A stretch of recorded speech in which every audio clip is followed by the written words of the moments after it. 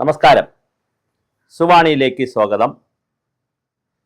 മനുഷ്യജീവിതത്തെ സ്വാധീനിക്കുന്ന, ഭൗതികമായ ജീവിതത്തെ നിർണയിക്കുന്ന വിവിധങ്ങളായ വിഷയങ്ങളെ ചർച്ച ചെയ്തു പോകുന്ന, ആത്മീയ തലത്തിൽ നിന്നുകൊണ്ട് ചിന്തിക്കുന്ന ഒരു സാധകൻ്റെ സഞ്ചാരമാണ് സുവാണി.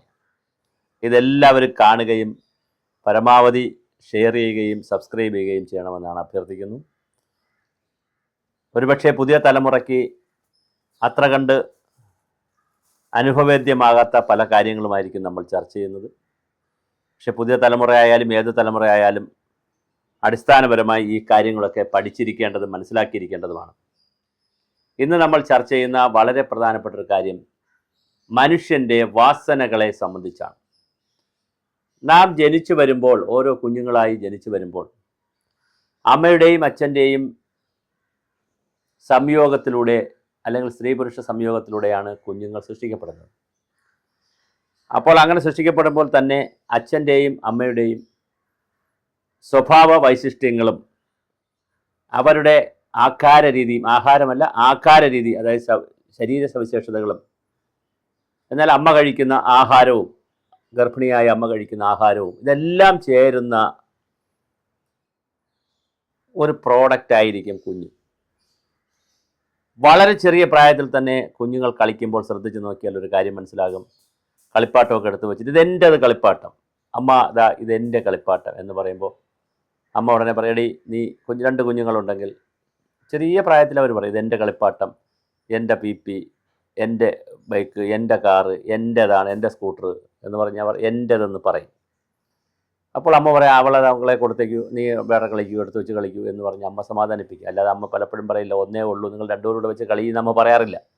അങ്ങനെ പറയുന്ന അമ്മമാരുണ്ട്, പക്ഷെ കുറവാണ്. കൂടുതലും പറയുന്നത് വഴക്കുണ്ടാക്കാതെ രണ്ടുപേരും മാറി മാറി ഉപയോഗിക്കൂ എന്നൊക്കെ പറയുന്ന വേറെ രൂപത്തിലാണ്. എന്തായാലും കുഞ്ഞിൽ ഒരു വാസനയുണ്ട്. അങ്ങനെ കുഞ്ഞ് ഭൂമിയിലേക്ക് വന്ന് 13 വയസ്സ് വരെ കാണുന്ന കാര്യങ്ങൾ, കേൾക്കുന്ന കാര്യങ്ങൾ, അനുഭവിക്കുന്ന കാര്യങ്ങൾ, സ്പർശിക്കുന്ന കാര്യങ്ങൾ, രുചിക്കുന്ന കാര്യങ്ങൾ, ഇതെല്ലാം കുഞ്ഞിനെ സ്വാധീനിച്ചുകൊണ്ടേയിരിക്കും. അങ്ങനെ എല്ലാം കുഞ്ഞിനെ സ്വാധീനിച്ചു കൊണ്ടിരിക്കുമ്പോൾ കുഞ്ഞറിയാതെ കുഞ്ഞിൻ്റെ മനസ്സിൽ വാസനകൾ രൂപപ്പെടും. അപ്പം നേരത്തെ കൊണ്ടുവന്നൊരു വാസനയുണ്ട്, അനുഭവങ്ങൾ നൽകുന്ന, കഴിഞ്ഞുപോയ സമയം നൽകുന്ന അനുഭവങ്ങൾ വ്യത്യസ്ത രൂപത്തിൽ നൽകുന്ന, കണ്ട് കേട്ട് അറിഞ്ഞ് മനസ്സിലാക്കി വായിച്ച് പല രൂപത്തിൽ കിട്ടിയ അനുഭവങ്ങളുടെ ഒരു വാസനയുണ്ട്. ഇത് രണ്ടും ഉപബോധ മനസ്സിനെ സ്റ്റോർ ചെയ്യുകയും അനുകൂലമായ സാഹചര്യം വരുമ്പോൾ നമുക്ക് അനുഭവങ്ങളായി മാറ്റുകയും ചെയ്യും. ഈ വാസനകളാണ് പലപ്പോഴും, അത് കുറ്റവാസനയാകട്ടെ, മോഷണത്തിനുള്ള വാസനയാകട്ടെ, അതുപോലെ തന്നെ പിന്നെ എന്തായിക്കോട്ടെ, അമിതമായ ഭക്ഷണം കഴിക്കാനുള്ളൊരു വാസനയാകട്ടെ, മറ്റുള്ളവരെ തുറന്നാൽ തെറി പറയും, അതാണൊരു വാസന. നല്ല വാക്കുകൾ മാത്രമേ പറയുള്ളൂ, അതും ഒരു വാസനയാണ്. ആരെ കണ്ടാലും സല്യൂട്ടടിക്കും, ആരെ കണ്ടാലും ഒന്നും മിണ്ടുകയുമില്ല, ആരെ കണ്ടാലും ചിരിക്കും, ആരെ കണ്ടാലും ചിരിക്കുകയുമില്ല. ഇങ്ങനെ പലതരത്തിലാണ് മനുഷ്യ സ്വഭാവം. അപ്പോൾ ഈ വാസനകളാണ് നമ്മുടെ ശരീരത്തിൽ മനസ്സിൽ, നമ്മുടെ ബുദ്ധി മണ്ഡലത്തിലേക്ക് പ്രവർത്തിക്കുകയും അത് നമ്മുടെ നേരത്തെയുള്ള അനുഭവങ്ങൾ വാസനകളാവും, വാസനകൾ ബുദ്ധിമണ്ഡലത്തിൽ പ്രവർത്തിക്കും, അനുകൂല സാഹചര്യം വരുമ്പോൾ അത് പ്രവൃത്തി മണ്ഡലത്തിലേക്ക് മാറും. എന്നാൽ ഈ വാസനകളെ നമുക്ക് കളയാൻ പറ്റുമോ എന്നുള്ളതാണ് വളരെ രസകരമായ ചോദ്യം. ഈ പല വാസനകളുമാണ് നമ്മൾ കർമ്മത്തിലേക്ക് പോകുന്നത്. എഴുതാനുള്ള വാസനയുള്ളവരാണ് എഴുതുന്നത്, പാടാൻ വാസനയുള്ളവർ പാടും. ഇത് പല രൂപത്തിലാണ് നമ്മുടെ ശരീരത്തിൽ കിട്ടുന്നത്, മനസ്സിലും കിട്ടുന്നത്. ഞാൻ പറഞ്ഞില്ല, പാരമ്പര്യമായി കിട്ടുന്നവരുണ്ട്. അച്ഛൻ ഗായകനാണെങ്കിൽ മക്കളും ഗായകരായി മാറുന്നു. ആ വാസന അവരിൽ നിന്ന് കിട്ടിയതാണ്. ചിലപ്പോൾ അപ്പൂപ്പനിൽ നിന്ന് കിട്ടും, അമ്മൂമ്മയിൽ നിന്ന് കിട്ടും, തലമുറകളിൽ നിന്ന് തന്നെ വാസന കിട്ടും. സ്പോർട്സ്, ആർട്സ്, എല്ലാ രംഗത്തും നമുക്ക് മനസ്സിലാവും. പലരും നമ്മൾ പറഞ്ഞു കേട്ടില്ലേ, ഇയാൾ ഇന്നയാളുടെ മകനല്ലേ, മകളല്ലേ, എന്തൊരു വലിയ ആളുടെ മകനാണ്, അപ്പോൾ ഇതൊക്കെ ഉണ്ടായിട്ടില്ലെങ്കിൽ അത്ഭുതമുള്ളൂ നമ്മൾ പറയാറുണ്ട്. അപ്പോൾ വാസന എന്ന് പറയുന്നത് പാരമ്പര്യം കൊണ്ട് കിട്ടും, തലമുറകളുടെ ഭാഗമായി കിട്ടും, അവരവർ ആർജിക്കുന്ന അനുഭവങ്ങളുടെ പശ്ചാത്തലത്തിലും കിട്ടും. ഇത് കിട്ടിക്കഴിഞ്ഞാൽ നമ്മൾ ഒരു ചിന്ത കൊണ്ട് വേണമെങ്കിൽ നമുക്ക് വാസനകളെ മാറ്റാം. പക്ഷെ പലപ്പോഴും മാറ്റിയാലും അത് ഉപബോധ മനസ്സിൽ കിടക്കും എന്നുള്ളതാണ് ഇതിൻ്റെ ഒരു പ്രശ്നം. അനുകൂല സാഹചര്യം വരുമ്പോൾ നമ്മൾ അറിയാതെ അല്ലെങ്കിൽ മനസ്സറിയാതെ അതിൻ്റെ പ്രവൃത്തി മണ്ഡലത്തിലേക്ക് പോകാൻ ശ്രമിക്കും.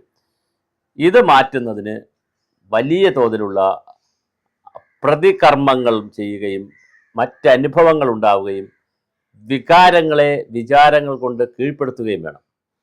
അതിന് ആത്മീയതയൊക്കെ വലിയ അളവിൽ ദൈവചിന്തയും ഈശ്വരചിന്തയും ആരാധനയും പൂജയും പ്രാർത്ഥനയും ഒക്കെ ഇതിന് വലിയ തോതിൽ സഹായിക്കും. നമ്മെ ശരീരത്തിനെ ബാധിച്ചിരിക്കുന്ന, മനസ്സിനെ ബാധിച്ചിരിക്കുന്ന ഈ വാസനകളെ ഇല്ലാതാക്കുവാൻ തീർച്ചയായിട്ടും പുതിയ ചിന്തകൾ കൊണ്ട് കഴിയും. പുതിയ ചിന്തകൾ വരുമ്പോൾ അത് പുതിയ വാസനകളായി മാറും. പുതിയ ചിന്തകൾ വന്ന് പുതിയ ആക്ഷനിലേക്ക് പോയാൽ, എപ്പോഴും ഉറങ്ങണമെന്ന് ചിന്തിക്കുന്ന ആൾ ഞാൻ അങ്ങനെ ഉറങ്ങുന്നില്ല, ആവശ്യത്തിന് മാത്രമേ ഉറങ്ങുകയുള്ളൂ, നിശ്ചിത സമയമേ ഉറങ്ങുകയുള്ളൂ എന്ന് വിചാരിച്ച് അത് ആക്ഷനിലേക്ക് കൊണ്ടുവന്നാൽ പിന്നെ കുറേശ്ശെ അത് വാസനയായി മാറും. ഞാൻ എപ്പോഴും ഭക്ഷണം കഴിക്കുന്ന സ്വഭാവമുണ്ട്, അതാണ് എൻ്റെ വാസന, പക്ഷെ അങ്ങനെ കഴിക്കില്ല, ഞാൻ സെലക്റ്റീവാണ് എന്ന് തീരുമാനിച്ചാൽ, അതായത് ബോധ മനസ്സുകൊണ്ട് കാര്യങ്ങൾ തീരുമാനിച്ചാൽ, ആ ബോധ മനസ്സുകൊണ്ട് ഉപബോധ മനസ്സിലേക്ക് ഈ കയറിക്കൂടിയിരിക്കുന്ന വാസനകളെ മാറ്റാൻ കഴിയും. ഞാൻ പർപ്പസായി ഇത് ചെയ്യില്ല എന്ന് പറഞ്ഞാൽ തീർച്ചയായിട്ടും കഴിയും. അല്ലെങ്കിൽ വാസനകൾ നമ്മെ രൂപപ്പെടുത്തിക്കൊണ്ടേയിരിക്കും, നമ്മെ ഓരോ കാര്യങ്ങൾ ചെയ്യാൻ ഹോണ്ട് ചെയ്തുകൊണ്ടിരിക്കും. കാരണം മനസ്സിനെ സംബന്ധിച്ചിടത്തോളം അതിന് നിശ്ചിതവും നിശ്ചിതവുമായ ഒരു രൂപവുമില്ല, ഘടനയില്ല, ഭാവമില്ല, ഒന്നുമില്ല. അവിടെ കിട്ടുന്നത് എന്താണോ അതനുസരിച്ചായിരിക്കും നമുക്ക് കാര്യങ്ങൾ പറഞ്ഞു തരുന്നത്. അതുകൊണ്ട് വാസനയുടെ പുതിയ തലങ്ങൾ നമ്മൾ പഠിക്കേണ്ടതുണ്ട്. വാസന ശരീരത്തിലും മനസ്സിലും ഒട്ടിയിരിക്കുന്ന, ശരീരവും മനസ്സുമായിട്ടൊക്കെ ചേർന്ന് ഒട്ടിയിരിക്കുന്ന, നമ്മൾ ഈ ശർക്കരയിൽ ഈച്ചയിരുന്നാൽ പിന്നെ എടുത്ത് കളയാൻ കുറച്ച് പ്രയാസപ്പെടും. പക്ഷേ എന്നാലും പ്രയാസപ്പെട്ടെടുത്ത് കളയാൻ പറ്റും നമുക്ക് എന്ന് പറഞ്ഞ പോലെ കുറച്ച് പ്രയാസമാണിത്. മനുഷ്യൻ്റെ മനസ്സുമായി ഒട്ടിയിരിക്കുന്ന അനുഭവങ്ങളുടെ തലങ്ങളിൽ നിന്ന് മനുഷ്യന് കിട്ടിക്കൊണ്ടിരിക്കുന്ന വളരെ പ്രധാനപ്പെട്ട ഒരു വസ്തുവാണ് ഈ വാസന. അത് നമുക്ക് മാറ്റിയെടുക്കണമെങ്കിൽ ഒരു സാധന തന്നെ വേണം.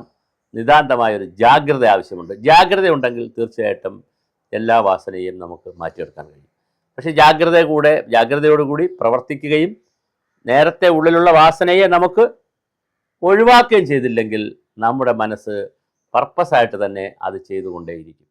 നമുക്ക് ഏതെങ്കിലും ഒരു വസ്തുവിനോട് താല്പര്യമുണ്ട്, അല്ലെങ്കിൽ ഒരു വിഷയത്തോട് താല്പര്യമുണ്ട്, അല്ലെങ്കിൽ ഒരു പുരുഷന്മാർക്ക് സ്ത്രീകളോട് താല്പര്യമുണ്ട്, സ്ത്രീകൾക്ക് പുരുഷന്മാരോട് താല്പര്യമുണ്ട്. അത് ചിലപ്പോൾ സൗന്ദര്യം കാണുന്നതിലായിരിക്കും, മറ്റൊരാളിൽ നോക്കുന്നതിലായിരിക്കും. ഇനി ഏത് കാര്യമായിക്കോട്ടെ, ഞാനതാ പറഞ്ഞ്, നമ്മുടെ പഞ്ചേന്ദ്രിയങ്ങൾ കൊണ്ട് ചെയ്യുന്ന ഏത് കാര്യങ്ങൾക്കും ഒരു അനുഭവ തലത്തിൽ നിന്നുകൊണ്ട് നമ്മൾ ചിന്തിച്ച് മനസ്സിൽ വച്ചിരുന്നാൽ അത് പ്രകൃതിയിൽ കാണുമ്പോൾ, പ്രപഞ്ചത്തിൽ കാണുമ്പോൾ, സമൂഹത്തിൽ കാണുമ്പോൾ നമ്മുടെ മനസ്സ് അറിയാതെ അങ്ങോട്ട് പോകും, നമ്മുടെ കണ്ണുകൾ അറിയാതെ അങ്ങോട്ട് പോകും. ഇതൊരു വാസനയുടെ ഒരു തിയറിയാണ്.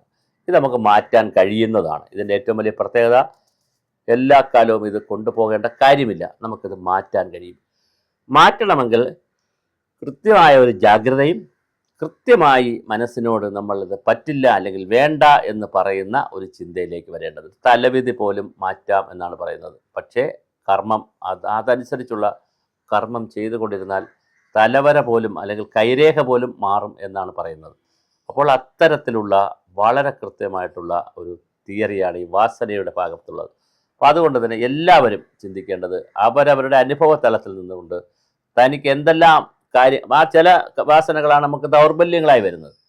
മധുരം കൂടുതൽ കഴിക്കാനുള്ള താല്പര്യം, എരിയോടുള്ള താല്പര്യം, ചില മത്സ്യത്തോടുള്ള താല്പര്യം, അല്ലെങ്കിൽ പിന്നെ എന്താണ് ഇറച്ചിയോടുള്ള താല്പര്യം, അല്ലെങ്കിൽ വസ്ത്രങ്ങളോടുള്ള ചില പ്രത്യേക നിറങ്ങളോടുള്ള താല്പര്യം, ഇതെല്ലാം നമ്മുടെ വാസനയുമായി ബന്ധപ്പെട്ട് നിൽക്കുന്ന. അപ്പോൾ വേണമെന്ന് വിചാരിച്ചാൽ നമുക്കിത് കൃത്യമായി കട്ട് ചെയ്ത് മാറ്റി ഒരു ജാഗ്രതയുടെ രൂപത്തിൽ നമുക്ക് ഇതിനെ ഒഴിവാക്കാൻ പറ്റും.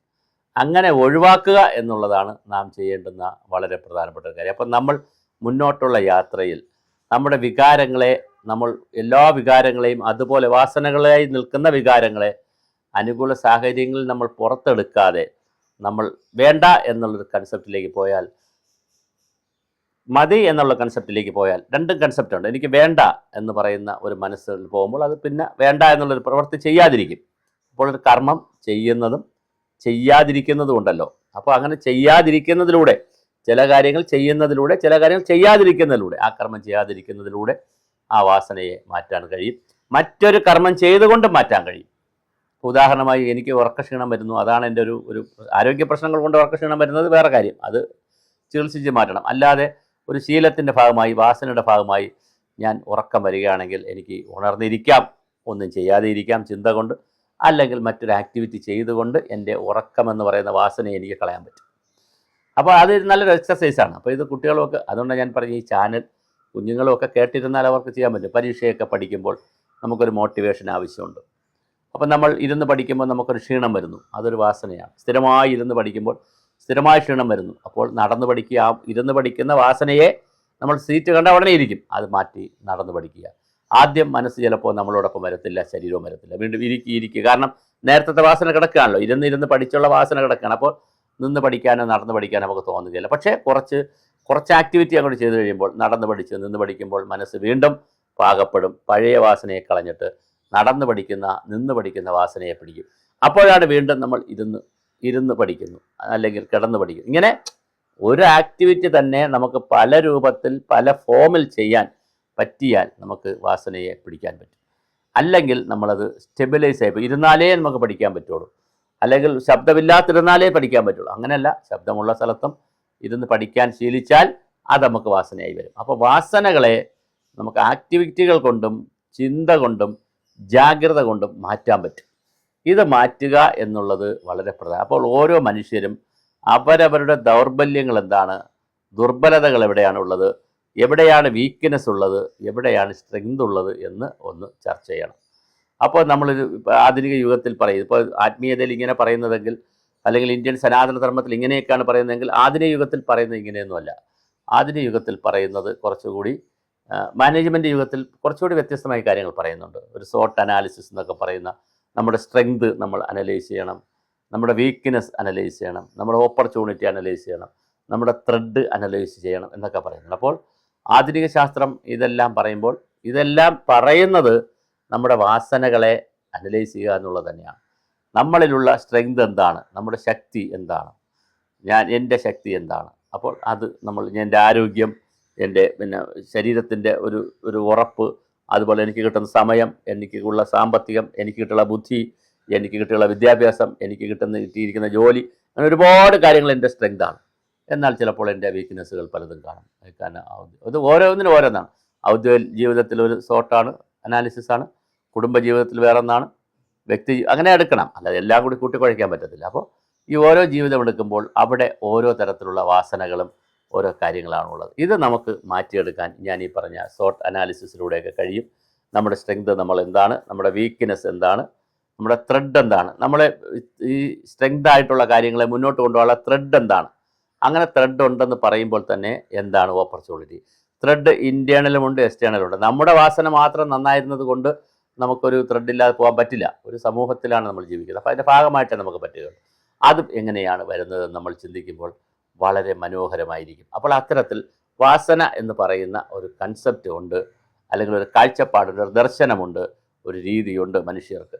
അത് നമ്മൾ വളരെ കൃത്യമായി മനസ്സിലാക്കിയിരുന്നാൽ നമുക്ക് മുന്നോട്ട് നീങ്ങാൻ വളരെ നന്നായിരിക്കും. അപ്പോൾ തീർച്ചയായിട്ടും വാസനയുടെ പുതിയ രൂപങ്ങൾ നമുക്ക് പഠിക്കേണ്ടതുണ്ട്. ഇത് അടിസ്ഥാനപരമായി എന്താണ് വാസനയെന്നും അതെങ്ങനെയാണ് മനുഷ്യ ശരീരത്തെ സ്വാധീനിക്കുന്നതെന്നും ഒക്കെ നമുക്ക് പഠിക്കാൻ പറ്റിയാൽ തീർച്ചയായിട്ടും നമുക്ക് ഒരുപാട് മുന്നോട്ട് പോകാൻ പറ്റും. ഇത് നമുക്ക് മാറ്റിയെടുക്കാം. ഞാൻ പറഞ്ഞല്ലോ, എല്ലാ മനുഷ്യൻ്റെയും ദേഷ്യ സ്വഭാവം ഒരാളിൻ്റെ ഒരു വാസനയാണ്.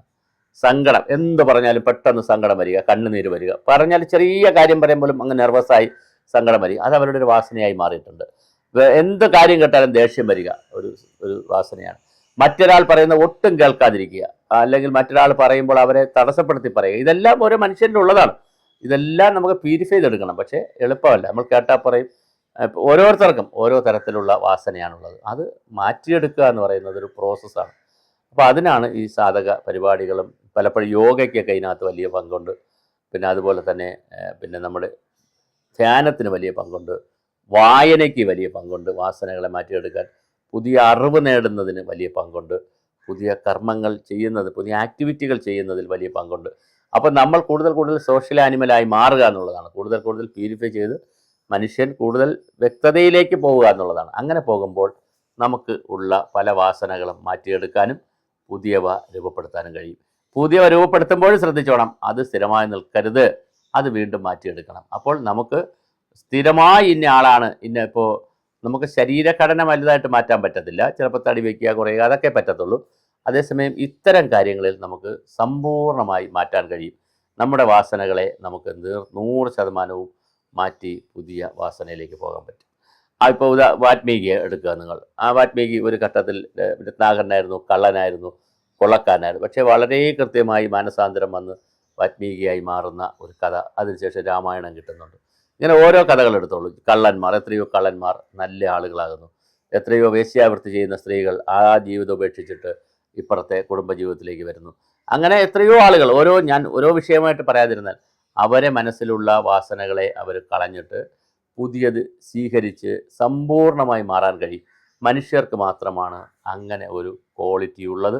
അത് ചിന്താശക്തി ഉള്ളത് കൊണ്ടും വിവേചന അധികാരമുള്ളത് കൊണ്ടും കാര്യങ്ങൾ മനസ്സിലാക്കാനുള്ള ഒരു കപ്പാസിറ്റി ഉള്ളത് കൊണ്ടും അറിവും തിരിച്ചറിവും ഉള്ളത് കൊണ്ടാണ് ഈ വാസനകളെ മാറ്റിയെടുക്കാൻ കഴിയുന്നത്. പക്ഷേ ഇങ്ങനെ ഉണ്ടെന്നും അത് മാറ്റിയെടുക്കാൻ കഴിയുന്നതാണെന്നും അതിനൊരു ജാഗ്രത ആവശ്യമുണ്ടെന്നും അത് പല രൂപത്തിൽ നിശബ്ദമായും മൗനമായും ധ്യാനത്തിലൂടെയും മാനസാന്തര പ്രവർത്തനങ്ങളിലൂടെയും സാധക പ്രവർത്തനത്തിലൂടെയും ആരാധനയിലൂടെയും പ്രാർത്ഥനയിലൂടെയും പൂജകളിലൂടെയും അതുപോലെ കർമ്മങ്ങളിലൂടെയും ആക്ടിവിറ്റികൾ ചെയ്തുകൊണ്ടും ഇത് മാറ്റാം എന്ന് നമ്മൾ തിരിച്ചറിഞ്ഞിരിക്കണം. അതാണ് നമ്മുടെ വീഡിയോയുടെയൊക്കെ ഒരു പ്രത്യേകത. ഇത്തരം കാര്യങ്ങൾ പറഞ്ഞു തരിക എന്നുള്ളതാണ്. അപ്പോൾ തീർച്ചയായിട്ടും ഇത് മനസ്സിലാക്കിയാൽ നിങ്ങൾക്ക് നിങ്ങളുടെ ഓരോ വാസനയും എന്താണുള്ളത്, അതെന്തൊക്കെയാണ് ആ വാസനകളിൽ ദൗർബല്യം, എന്തൊക്കെയാണ് സ്ട്രെങ്ത് എന്ന് നിങ്ങൾക്ക് മനസ്സിലാക്കാൻ പറ്റും. ഇതൊരു വിചാരത്തിൻ്റെ ഒരു പ്രശ്നമാണ്. അവിടെ ഇരുന്ന് ഓരോരുത്തർക്കും സ്വന്തമായ ഒരു സെൽഫ് അനാലിസിസ് നടത്താൻ പറ്റും, ഒരു സെൽഫ് അവെയർനെസ് ഉണ്ടാക്കാൻ പറ്റും. ആ സ്വന്തമായിട്ടുണ്ടാക്കുന്ന ഒരു അവെയർനെസ്സും ഒരു സെൽഫായിട്ടുണ്ടാകുന്ന ഒരു അനാലിസിസിലൂടെ നമുക്ക് ഈ വാസനകളെ കണ്ടെത്താൻ കഴിയും. അങ്ങനെ കണ്ടെത്തി കഴിഞ്ഞാൽ അതിൽ മാറ്റേണ്ടവ നമുക്ക് കൃത്യമായി മാറ്റാനും കഴിയും. അങ്ങനെ മാറ്റുന്നതിനുള്ള ആക്ടിവിറ്റീസ് കൂടി ഏറ്റെടുക്കുമ്പോഴാണ് മനോഹരമായ രീതിയിൽ പുതിയ പുതിയ വാസനകൾ നമ്മൾ വരുന്നത്. അപ്പോൾ നമുക്കൊരു പുതിയ അനുഭവം കിട്ടിയാൽ അതും വീണ്ടും വാസനയാകും. പുതിയൊരു കാര്യം പഠിച്ചാൽ, കേട്ടാൽ, കണ്ടാൽ നമ്മുടെ പഞ്ചേന്ദ്രിയങ്ങൾ കൊണ്ട് പുതിയ കാര്യം എന്ത് നേടിയാലും അത് അനുഭവതലത്തിലേക്ക് പോവുകയും അത് വീണ്ടും വാസനയുടെ രൂപത്തിൽ രൂപപ്പെടുകയും ചെയ്യും. അതിനെ നമ്മൾ നേരത്തെ പറഞ്ഞ പോലെ ബുദ്ധിയുടെ മണ്ഡലത്തിലേക്ക് വരുമ്പോൾ തന്നെ അതിനെ വെട്ടണം. വെട്ടിയിട്ട് നമ്മൾ അങ്ങനെയല്ല, നമ്മുടെ ചിന്തയിലേക്ക് വരുമ്പോൾ തന്നെ അതിനെ വെട്ടാൻ കഴിഞ്ഞാൽ നമുക്ക് പുതിയ ചിന്തയിലേക്ക് പോകും. പുതിയ ചിന്തയിലേക്ക് പോകുമ്പോൾ ഈ പഴയ വാസനയും പുതുതായി നമ്മൾ അക്യുമുലേറ്റ് ചെയ്യുന്ന വാസനയും തമ്മിലൊരു സംഘർഷം നടക്കുമ്പോൾ പഴയ വാസനയ്ക്ക് അവിടെ നിന്ന് വിട്ടുപോകേണ്ടി വരും, പുതിയവ അവിടെ നേടും. വീണ്ടും വീണ്ടും ഇത് പുതിയത് വന്നുകൊണ്ടേയിരിക്കും. ഇതൊരു ചാക്രിക വ്യവസ്ഥയാണ്. ഒരിക്കൽ പോയത് തന്നെ പക്ഷേ സമ്പൂർണ്ണമായി കളഞ്ഞിട്ടില്ല എങ്കിൽ അത് വീണ്ടും അവിടെ തുടരും. അനുകൂല സാഹചര്യം വന്നാൽ വീണ്ടും അത് പുറത്തു വരാനും സാധ്യതയുണ്ട്. ഇതൊന്ന് മനസ്സിലാക്കി വെച്ചാൽ വളരെ മനോഹരമായി നമുക്ക് വാസനകളെ കൈകാര്യം ചെയ്യാം.